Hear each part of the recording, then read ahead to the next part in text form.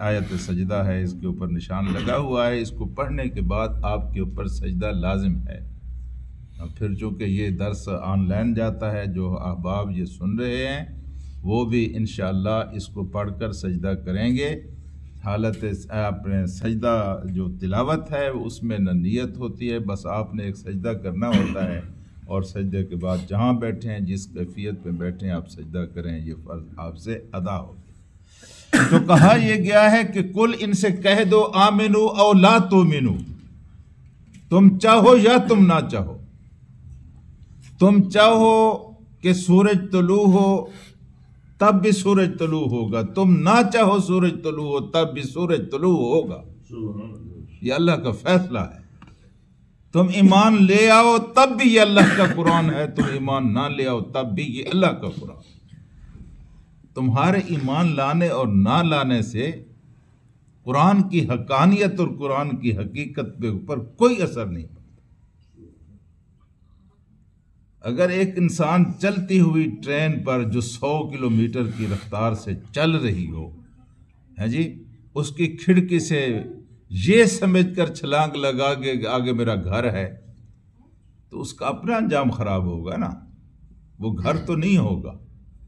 वो चलती हुई ट्रेन से अगर उसने छलांग लगाई है तो उसने हकीकत को नहीं समझा। हकीकत को अगर वो समझ लेता तो वो इस तरह ना करता। ये कुरान हकीकत है, इसको समझोगे तो तुम बच जाओगे तबाही से, अगर नहीं समझोगे तो तुम तबाही से नहीं बच सकोगे। ये कुरान हकीकत है, तुम ईमान ले आओ या तुम ईमान ना ले आओ। इन्नल्लज़ीना ऊतुल इल्म मिन क़ब्लिही, बेशक वो लोग जिनको इससे पहले इसका इल्म दिया गया था। इससे पहले इसका इल्म किसको दिया गया था? एक तो यहाँ मुराद लिए जा सकते हैं, ये कुरान का इल्म है जो तौरात और जो इंजील, जो ज़बूर और कुरान हकीम के अलावा जो दूसरी आसमानी किताबें हैं, उनके अंदर भी यही कुरान का इल्म था और जिनको कुरान का इल्म दिया गया था। लेकिन यहाँ मुफस्सिरीन ने कहा है, यहाँ तो आपके दौर के वो लोग हैं जो आपकी बेसत से पहले पहले या आपके नबी बनने के पहले ज़माने में कुछ अरसा उन्होंने देखा, लेकिन वो आपके ऊपर ईमान भी ना ला सके।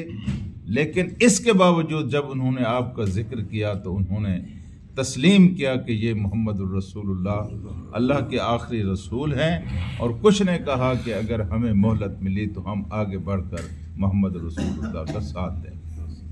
मसलन खुसूसन वर्का बिन नौफल ये पहले इंसान है जिनके पास सैयदा खदीजा लेके गई मोहम्मद रसूलुल्लाह सल्लल्लाहु अलैहि वसल्लम को, और उन्होंने वो सारी निशानियाँ बताईं जो उनके ऊपर गुजरी थी इब्तिदाए वहय में।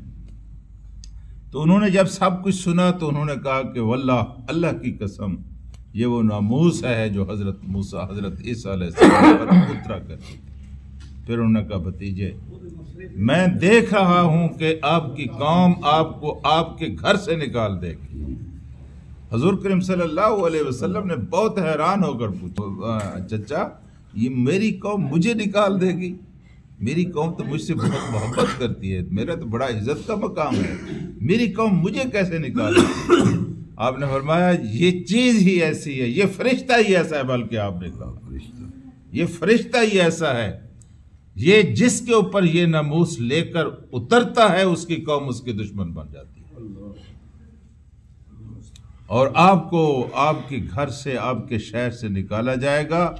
अगर मैं जिंदा रहा और मेरे अंदर कुव्वत हुई तो मैं आपका साथ दूं। मैं अगर जिंदा रहा और मेरे अंदर अगर ताकत हुई आपका साथ देने की, तो मैं, यानी ताकत से मुराद यह है कि मैं अगर रोक सका कौम को आपके ऊपर ज्यादती से, तो मैं कौम को रोक कर दिखाऊंगा। ये उन्होंने कहा, और लेकिन फिर वो इससे पहले इंतकाल फरमा गए।